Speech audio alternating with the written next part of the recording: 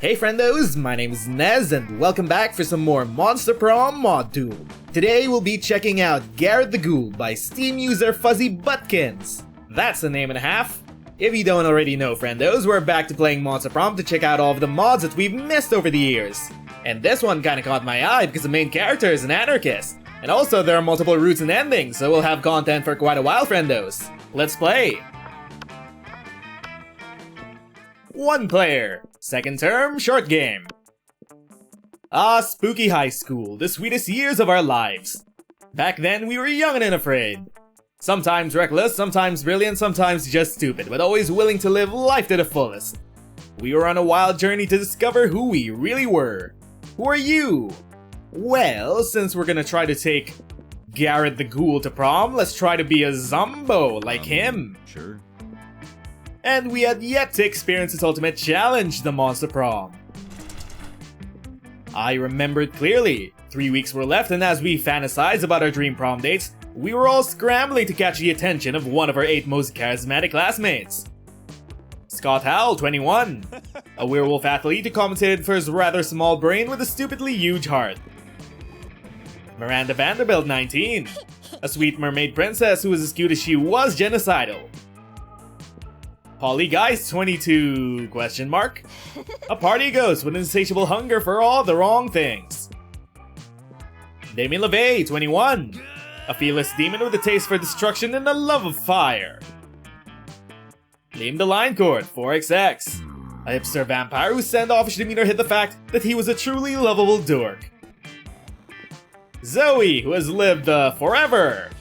An eldritch cutie who went from endless dating to Dark Realms' ultimate fangirl. Calculester Hewlett-Packard 1.0. A library computer had become a sentient robot ready to experience life to its fullest. And Vera Oberlin 23. A mean self-made Gorgon with a merciless sense of business. It was clear it had to be one of them, but who? Actually no, it's gonna be Garret. We only had 3 weeks to choose our prom date, and even more daunting, we only had 3 weeks to woo them and conquer their heart. But as I already said, we were young and unafraid, and we were ready to start. Time for Teen Wolf Magazine, the stupidest pop quiz ever. All minds are rotten, but they are rotten in so many different ways. Worry no more, we're using our PhD in bullshit to diagnose which kind of deviant sicko you are. Monster Prom, stupidest pop quiz ever TM, will throw a bunch of absurd questions at you and turn your answers into your character's stats. This way, each of you will start by having stats that better reflect your true selves. Let's start! Let's see, democracy is just broken. What would be the best way of choosing the leaders of modern society? Whoever can play the most heartbreaking violin solo wins. How would you talk a cop out of arresting you?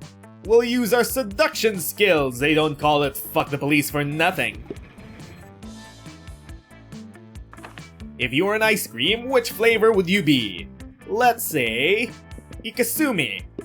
Or Octopus Ink, I think. And your partner just gave you a cool gift for your anniversary, but you totally forgot. Quick, come up with an idea for a great gift. The head of their fiercest enemy. And now we're back to spooky high friendos. To check out Garret the Ghoul, at least, you know, one of the routes to Garret the Ghoul. Hello, hello, shopkeep. Now, let's pick up this Saturn skeleton. A human skeleton that's seen better days, held together by screws and duct tape. Just like my body. See you later. We have purchased a tattered skeleton for only $1 monster dollar. How very cheap. Okay, let's go find Garret. Garret, wherefore art thou? Aha! There you are! You're eating lunch! With Calculester and Polly. You're not sure these two have ever been seen sitting together at lunch, but you're eager to find out why they are today. I see, I think that's a bug. It thinks that we clicked the other table. Okay, fine, we'll go with this one. Oh, hey. Oh, hi Sloan. I noticed you followed me back on Instagram. I was just wondering, which of your friends have you dated? I mean, I'm asking purely for research purposes. I know you have a band that meets at the bar on Friday nights. You post moody filtered pics of dead flowers and you hate PGS and the man. But who do you love? That's more important. Because going by the comments of your selfies, people are really into you. I even wrote a story about your toes on AO3. It's a team-up pic with Scott's abs. It's got so many hits, commenters are clamoring for Chapter 2. Ooh, I read that one. The fight against Principal Giant Spider's leg hair. That was fun. Wait, what? What? The reason I've been researching your preferences is for the ending of my IGAU fic. It's a Jane fic. That's Jane X Sloan. Since they're such good friends, Jane shapeshifts into all sorts of Sloane's friends, one by one for a monogamous orgy, to find out who the lucky 8th significant other will be. Will it be Josh, Robin, Lily, Garret, Dorothy, Isla, Billy, or Elliot? Or somebody really out of left field like Sam or Orson? But why? This is so wrong. Right now I'm leaning towards the Jane twist, where Sloane realizes a friend helping her find love was the love she was searching for all along. I hate that trope. I totally hate that trope in so many romances. But I do have a weakness for silly, that is Lily X Sloane. Have you read my Bogwitch AU where Sloane is a hermit witch and she tries to adopt a wild Kelpie, but it leads her back to her sultry Nyx, and then they fall in love and raise the Kelpie together? Wink. Oh, my favorite ship is, Garon. What did you say? I think I'm having a panic attack. Garon? Oh, Yeah, it sounds like groan because it's so vanilla and because Garrett's undead. You should read my Apocalypse AU, it's a hurt comfort fic. He's definitely not vanilla. Oh, that's something for you to think about. Vanilla's my favorite ice cream flavor. Chocolate makes my stomach hurt. Well, this conversation has absolutely nothing to do with you, but now's your chance to make it all about you. Who do you ship? I ship Garnez, yes, wink. Or Zoe, you should write Sloanez fics. No, we ship Garnez for this episode. Garrett's not here because there are only 4 seats at the table, but you can bet Scott's going to run off to tell him you have a big old crush on him. Garret! Nez likes you! Or, you know, he'll announce it to the whole cafeteria. You get 3 charm! And possibly, first-hand embarrassment. Anyway though, week 1, evening. We kinda bugged out there and got a different event, but it ended up regardless, in the way that we wanted it to, with us flirting with Garret. Okay, where do we go? I say, we go have some fun!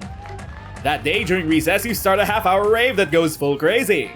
You have no idea how it escalates so much, but at one point there are like 300 people. Someone summons demons from a nightmare dimension. The consequences might distort the fabric of reality itself, but who cares? It's a rad party!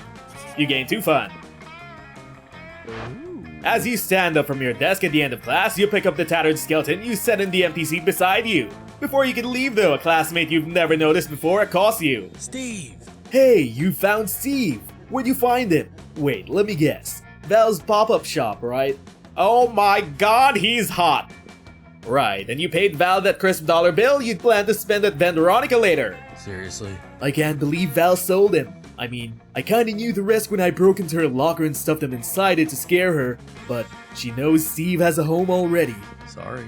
Look, I know you think you formed a bond with my boy here, but I'm gonna need him back. He's how I'm maintaining a sea in jump scares. what? Somebody actually bought that thing? I owe Val some money. I didn't think anyone would be stupid enough to pay money for something that looks like it was found in a dumpster. Ugh. Hey now, Steve is priceless, Vera. He should get his own fucking picture in the yearbook for how much work he's done. I'd say he's gotten off more scares than the average spook student. Mediocre. The teacher's letting you skate by with a C using that thing? Are you serious? Some of us do actual work in this class to earn our grades, and by your logic, Steve should be getting that C, not you. Hey. Yay, just because Steve is the one jumping out and scaring people doesn't mean I'm not doing the work. Jump scares require strategic thinking, and seeing how Steve isn't sentient yet, I'm the brains behind the operation. Oh yes, it was real smart how you donated your only jump scare to my sister's store. You might get a better grade if you think outside the box. What about you, Nez? What would you do for a jump scare? Pathetic. Yes, Nez, give Garret a hot tip on jump scares. Like, I don't know, not rehashing the same joke. It honestly isn't even funny anymore. Don't listen to her, Steve, you're not a fucking joke. And we don't need to fix what isn't broken. He looks pretty broken to me. So, what's it gonna be? Now's your chance to impress this imposing ghoul whose name is Garret, by the way. Or better yet, the president of this smug superiority club. How do we impress Steve? Employ Steve as your jump scare champion. Or throw the mystery potion collecting dust in your backpack at the next person to walk through that door. I say we employ Steve as our jump scare champion. You gesture confidently for Garret and Vera to follow you and watch you work. You use a fishing line wrapped around Steve's neck to jury rig a booby trap directly connected to the bathroom door. Just as you finish, you hear footsteps coming and you all hide in a nearby stall. Your bodies are all pressed together, watching through the crack of the door with anticipation as Cool Josh the Weird Pelican walks in. Steve drops down dramatically from the ceiling and crashes into Cool Josh so hard that he squawks and throws his phone into the air so it lands unceremoniously on the tile floor and shatters. You just made Cool Josh seem really uncool. You basically just alpha dominated him in coolness or, bullying depending on how hard you laugh. Oh, fuck yeah. Fuck yeah, I told you Steve is a badass. Now give him back to me, he's mine, and no, I'm not paying you for him. Not bad. I'll admit, that was funny. You gained 1 fun and 1 boldness, and Cool Josh isn't even mad, bro. That was a sick jump scare. Hey, we impressed Garret the Ghoul with our jump scare. We're now 1 step closer to romancing this Tokyo Ghoul OC. Okay, where do we go to next? Let's go to the gym. That day an epic dodgeball match takes place. Everything seems lost, but you deliver an inspirational speech that fuels your team's spirits, leading to a spectacular comeback. You're clearly a natural-born leader. You gain 2 charm. You go outdoors. You see Polly and Garret under the spooky tree as the rave disperses. They look like they're up to no good, whispering mischievously. That sounds like fun and you definitely want to be a part of it. You saunter over to see what's up. Hey, boo. Hey Nez, you want to join a super secret exclusive club? By the look of your face, you're eager to say yes without hesitation, and you do. You know this is how you end up a member of a cult, right? Don't you? Yeah. Yes, join us, boo. We're totally giving out free cocaine to new members. I can't remember the rules, but Garret totally does. Wait, what? Wait, you want me to tell them the rules? I'm an anarchist. I like to know the rules just so I can break them. So why did you make the rules in the first place? Project. It's Man. called controlled chaos. Ugh.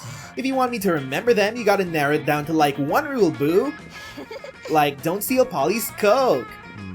Didn't she just say she was giving it away for free? Yeah, okay. Fine, the first rule of Fright Club is, you do not talk about Fright Club. Oops, I guess I forgot about that one, huh, Nez? The second rule of Fright Club is, don't talk about Fright Club. Huh? Really? I forgot about that too! The third rule of Fright Club is, if someone cries, pisses themselves, or goes limp, the fright is over. It's Polly time. OMG, that means you could literally scare someone to death! That's actually how I died, but that's a story for another time. You change that story very often. The fourth rule of Fright Club is, no teaming on fries. You're not hiding behind a bigger, scarier monster, this is all you. No matter what kind of monster you are or what grades you're getting, you can be fucking scary too. Oh, he believes in me. Oh, even more so than my dad. Believe in yourself. Don't let anyone hold you back, and don't rely on other people. That's just putting a leash on your own mind. The cocaine helps with the freeing your mind part. Actually, it can help with being scary too. Be scared? For your induction into Fright Club, you gotta show us your best scare. But you can't pick an easy target. Only bitches pick easy targets. You better think of a good scare because these two look like they get bored real fast. And you weren't allowed into the Smug Superiority Club, boss-ass bitches or prank masters. This might be your only shot at acceptance into this elite little community of like-minded individuals. Not to mention, it's super secret and exclusive. As you scan what's left of people outside, you see Damon examining a hornet's nest at the base of the spooky tree. What are you gonna do, tough guy? What do? We push him! Or psychological warfare, obviously. I say we use psychological warfare! You know that Damien doesn't scare easily, and he definitely wouldn't show it if he did. You gotta dig deep and hit him where it hurts. You don't rush into a half-assed scare job, instead taking the rest of the day to go on a little crime spree. Kidnapping, staging a fake murder, hijacking a printing press so you could put out your own front page on a local newspaper you're gonna use to scare the hell out of Damon LeVay. When you find Damon the next day, you gather Polly and Garret to bear witness to the greatest scare Damon's ever experienced. You shove the newspaper into Damon's hands. What's this? What? RuPaul's Drag Race was cancelled? Because RuPaul was murdered? Damon walks away sullenly, wiping a single tear from his eye as he contemplates the bloodiest revenge to exact on RuPaul's murderer. He will find them before lunch. Garret slow claps. You fucking did it, you monster! You gained 1 smarts and 2 creativity even though you didn't necessarily scare Damien. You just ripped his fucking heart out. You better go home and let RuPaul out of your closet before Damien figures it out and beats you to death. Wait, what? Wait, what? We don't want to die? We gotta let RuPaul out of the closet. But maybe we'll do that later because we have lunch to eat. Who do we eat with? I say we eat with Garret and the interdimensional prince. What are these two doing together? Greetings, fellow students. You're not a student here. No, but I am a frequent visitor and lifelong learner. I like to think of myself as a student for life and love. Speaking of love, I haven't yet won the affection of any of the students here, and I cannot fathom why. I am royalty after all, and well-traveled and rich. Maybe it's because you're a weird pervert that's not even a student hanging out in a high school looking for a quick fuck. Or you just dress weird. Well, you're going after the school's elite. They're like a bunch of snobs. Beautiful, smart snobs, worthy of my affection. I do consider myself a connoisseur of love, having surveyed the mating rituals of hundreds of different species across different planets and dimensions. Kind of sounds like he's oversharing about his voyeurism hobby. I've begun writing a book called The Art of Seduction. It includes how to perform my signature dance move, the peacock, trademarked. Okay, this I've gotta see. Nay, my uneducated peer. The peacock is reserved for the bedroom in a state of undress. But I am curious, seeing as how none of my invitations to the bedroom have been accepted by your better classmates. Do the mating rituals in your dimension differ so drastically from the rest? Right, because there must be something wrong with everybody else and it has nothing to do with the prince and his narrow dating pool. You know, there's definitely somebody at this school that would hit that, but he's only interested in the popular kids. He's gotta lower his standards for the people that actually, care about him. What is your method of seduction, Ghoul? Believe in yourself. First, you gotta take the time to learn something about them. Find out what they're passionate about and figure out a way to support them while making them notice you. Think about it. Take Sloane, for instance. She's a death seer. I'd go see her shows and kill people in the mosh pit to make her shows a little more metal. And she'd see me before I even did it. Or for example, if Nez collected celebrity corpses, I'd find out who their favorite celebrity is, go out and murder that person, wait for the obit to roll out and run into Nez at the ceremony when they go dig up the body. I'll bring my shovel with me, of course. Don't you dare kill Jack Black! Ah, but of course. Murder is a tried and true method as old as time for winning love. It is rather archaic though. I consider myself beyond the tests of time, a true gentleman. It's not just murder though. You gotta figure out the who and why. No one will give a shit if you just off Joe Schmo like an asshole. Put some feeling into your murder. You excel. But the only feeling I have is one of attraction towards the school's best looking and most popular students. I don't want to murder them, I want to marry them. Wait, what? That's definitely not what I was suggesting. What about you, Nez? Do you have a successful mating ritual? Does it look like I have a successful love life? Actually, scratch that, I'm editing that out of the video. I can tell by the tone of his voice that he doesn't think you do. Otherwise, you wouldn't be sitting here, but go ahead, prove him wrong. Well, the FIB system. Or find out what they like and find a way to support them while getting their attention. No, I say we use FIB. What's FIB? Facilitate fear, isolate your love interest, and be the hero. First, you need to scare your love interest, make them feel totally insecure, and then prime them for a dependent relationship. Second, manipulate their social circle if they have one so that they're left out of whatever you lured their friends into and reinforce their sense of helplessness. Finally, swoop in and rescue them. Wow, that is really toxic. That's fucked up. Huh. Interesting advice. Don't take that advice. I could easily isolate my future spouse with my interdimensional savvy, and I am quite heroic. I even wear a cape, but facilitating fear. I refuse. I want to facilitate love. You gain 4 boldness for being such a psychopath, but you lose 1 charm for being a psychopath. That's not too bad actually. Most monsters will overlook that because they're worse than you on the empathy spectrum. That was kind of fucked up. Okay. So, week 2, evening. Let us go to... I say we go to the gym again. That day, an epic dodgeball match takes place. Many people fall during the battle you can't take anymore, so you valiantly go straight into the other team's leader, starting negotiations for a truce. After hours of intense diplomacy, you commit to an agreement. What an unexpected twist! You gain 10 righteousness, but the game is so wrong in so many ways that you would be lucky if you could do anything with that, and you gain 2 charm. You see Garret and the Coven duck out of the hallway into an empty cafeteria. What would the Coven want with Garret? You sneak over to eavesdrop. Think about it. Just hear me out. With Hope's delivery service, Fate's tech savvy, and your face attached to it, you can make a killing on Etsy.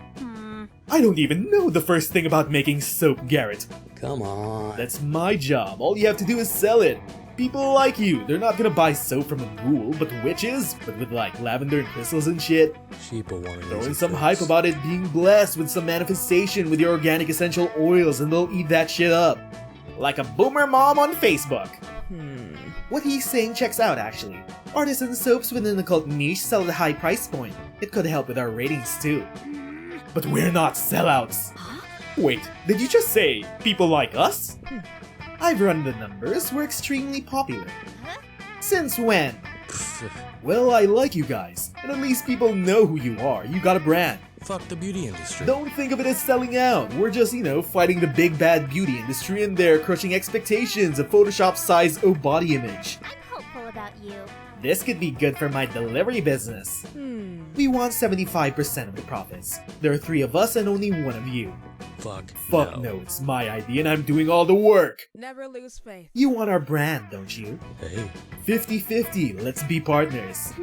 I think that's fair.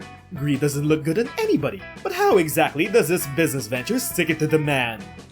Aside from taking sales from those big brand names full of mass-manufactured chemical bars, we're raiding Mr. Pishtaco's fridge and giving him 2 middle fingers for reinforcing society's unrealistic beauty standards, and giving students body dysmorphia with his free liposuction policy at his school.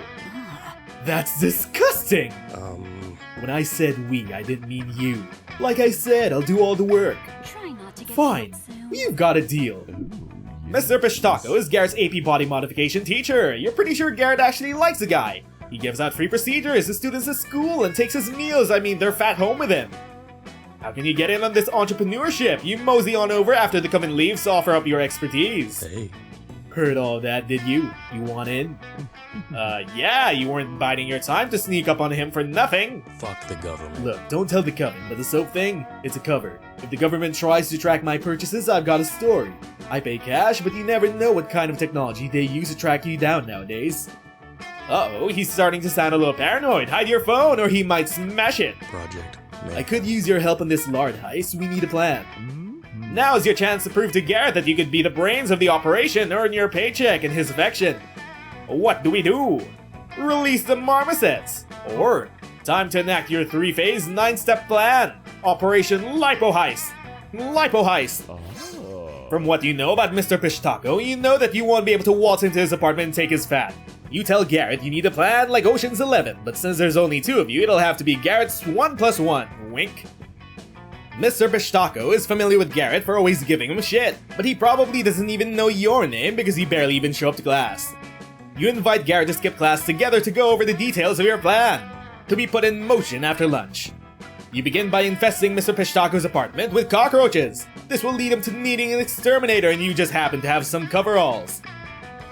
When you ring the doorbell, Garret will stroll past behind you and Mr. Pishtaco will give chase, because who else would have released a roach infestation on him as a prank?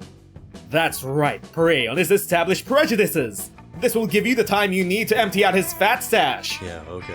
I don't really like running, but this does sound a little easier than sneaking in wearing a ski mask, and I know he won't turn me into PGS. He'll just fire back with a prank of his own, which will probably be fucking awesome. The heist goes off without a hitch, and you gain 2 smarts and 1 boldness for helping stick it to the man. Aha!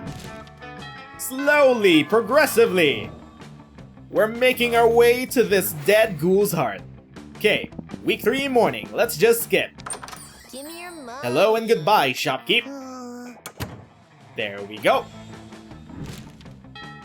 And now, week 3 noon. Okay, who do we hang out with? Let's hang out with, oh, you! Sloane is rarely by herself. You better sit down at her table before her bandmates take all the seats. Ah! You're Garrett's number 2, but we will be soon replacing you. Yes? It seems she's a little busy inside of her head. I've got writer's block. I want to write a new song, but I'm not sure what kind of sound I want to go for. Do I want something unexpected, like something softer? Or should I go upbeat punk and rage against the man? Or maybe I could do another rendition of AAA but with more crying. Needs more I started writing a song called Bicycle License to Follow Driving Band Part 2, but I'm kind of excited to sing about that time I stabbed Jesus. Wait, you really want to hear about that last part? How did the lyrics go? We do too. What was that you just said? Nothing. Go away, you nerds. I'm trying to work on my craft. Rude. The Coven exchanges glances, wondering if somehow Sloane accessed an interdimensional portal that could manipulate space and time so that she could have in fact met and stabbed Jesus in some attempt to undermine the church. But then they remember and rest assured that she is not smart enough to operate a time machine. How dare you? Fuck you, I could totally operate a time machine. You just push the buttons, how hard could it be? I'm not a fucking Leonard. Don't worry, saying his name aloud does not summon him, at least not unless he said like probably 3 times. Let's make some nerds. Hey Nez, not that I would like ever steal your idea or anything, because that shit is something the man would do, but if you were to write a song, what would you sing about? Oh, you're already beyond the brainstorming phase, you'll do her one better. You've already got a song and you're gonna sing it. What's the song called again? Baby. Or Straight Outta Spooky. This seems more creative. I'll drop a beat for you, Nez. I have no idea how to rap, so I'll just speak it out. Straight outta Spooky High, just a crazy monster with an attitude. Scare you so bad you'll gain altitude. In a scare off, I'll tear her face off. Pop up the closet so fast I'll scare your pants off. You don't want to mess with me because you see, I'll have Steve dropping on you from a tree. That's not a warning, it's a promise. I got more scares than a witch has swing figures in the forest. I have absolutely zero flow whatsoever. Hold up, back up, taking it back to the school halls. I can make my voice creepier with some ghost calls. Maybe I'll carry you to prom and leave you covered in blood. That's right, the situation you're getting into is sickier than the blob. I can make you scream with a guillotine or just from shouting boo. Ha, that's a jump scare. I can pull a spook almost out of anywhere. I'll even come for you in your dreams. Thrust my fingers into knives and mute your screams. Then I'll clown you in the gym shower. There ain't no place for you to hide and cover. Represent. Shout out to the prank masters. Zero flow whatsoever. Whoa, I had no idea you could rap. That was actually kinda cool, nerd. It doesn't help me at all, but it was entertaining. You gained 3 boldness for asking Sloane to prom in a rap, but unfortunately for you, she absolutely did not pick on that. Wait, what? We tried asking her to prom? But this is a Garret show. This is a Garret episode, friendos. We're gonna ask Garret. Where is he? Where is that man? Okay, fine, Jim. That day, an epic dodgeball match takes place. She thinks she's not worth anything at dodgeball and she attempts to throw a ball at herself. You explain the ways you think she's unique and wonderful while also defending the many pleasures in life. With your help, she's capable of finding reasons to keep playing and gains a sense of self-worth. You gain +1 BFF, sadly she's not part of the game, so that beautiful friendship will only take place off-screen. And you gain 2 charm.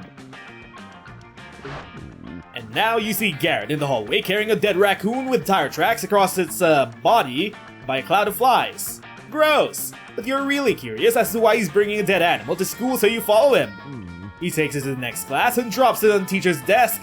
Oh shit, he's in one of Spooky High's most controversial and difficult to get into classes, animal abuse.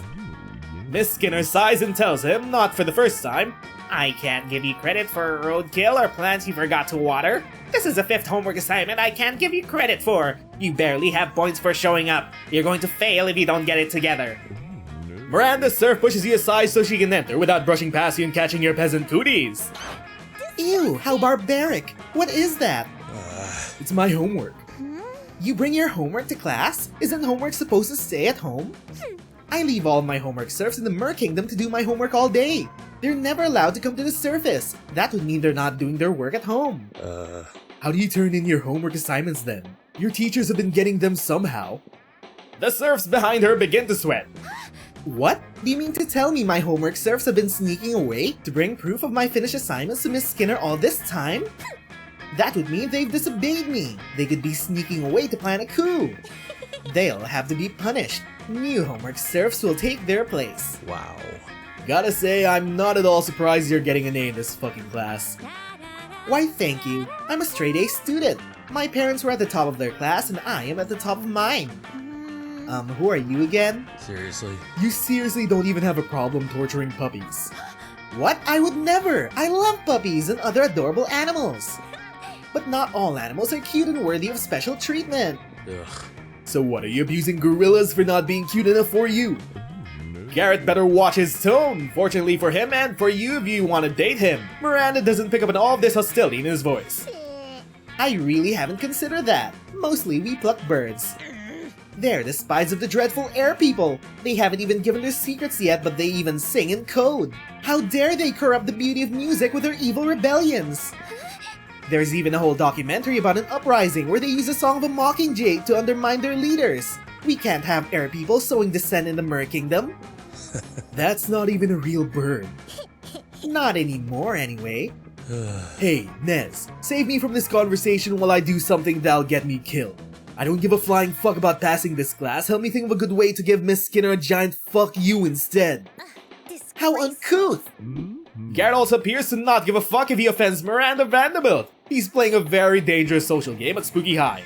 What are you going to do to impress him and show him you value the lives of animals? Well, let's disrupt the fur trade. Or let's go terrorize the cosmetic companies that do animal testing. I say, let's go terrorize the companies! And so under the cover of darkness that night, you two scope out a cosmetology lab. I'm getting deja vu. I feel like I've done this before. Garret doesn't remember anything about his life before his own death, but it wouldn't surprise you if he was a radical activist. He might act like he doesn't care about stuff at school, like his grades, but you've seen another side of him. That side that will watch the world burn if it makes the impact he wants it to. While you free the rats and rabbits from their cages, Garret plants his homemade explosives around the facility. You both walk away in slow motion, holding cute fuzzy rodents as a building explodes behind you. You get 3 charm and 1 boldness for saving the bunnies and sticking it to the beauty industry at the same time. Hey, there we go. We stuck it to the man. And now time to take this ghoul to prom. Sure. Hey Nez, I was wondering if you want to go to prom with me. Of course you do. You know, some people go through life without giving a damn about anything. They don't even try to make an impact or incite change, or they're afraid of what it entails. But not us.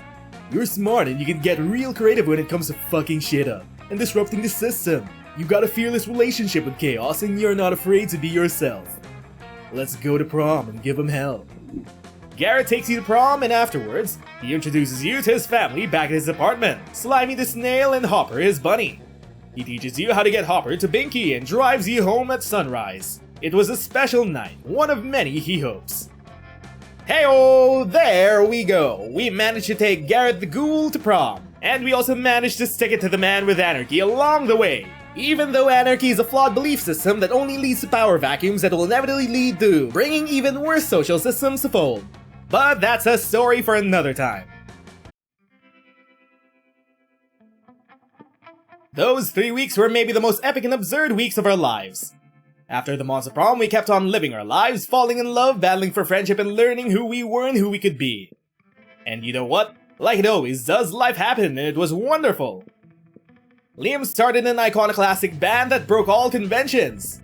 Their latest album has been a hit. It has no songs at all. The album is actually just a banana set on fire.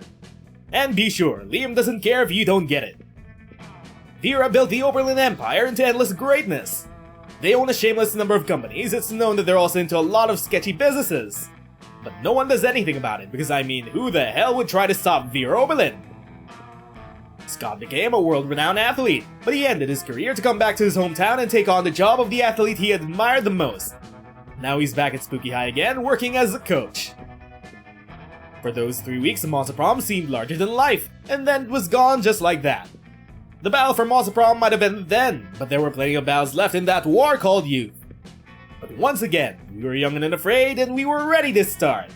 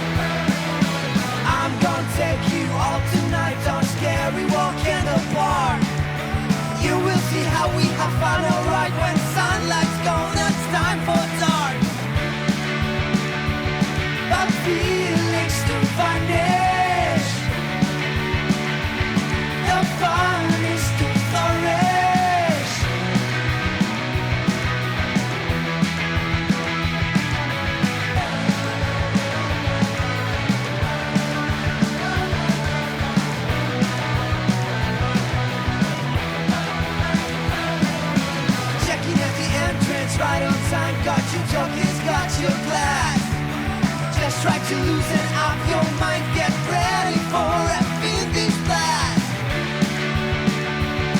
of feelings to vanish.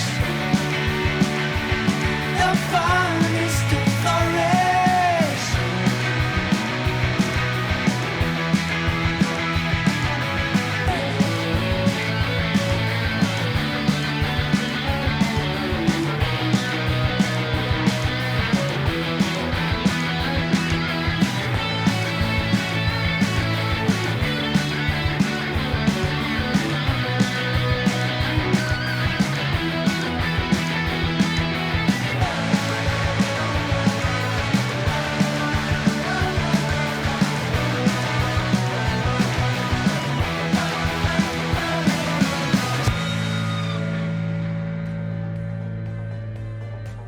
And there we go, friendos! The first ending to Garret the Ghoul by Fuzzy Butkins! If you friendos also enjoyed their mod, leave your comments down below, like and subscribe, and hit that notification bell to always stay up to date with our videos.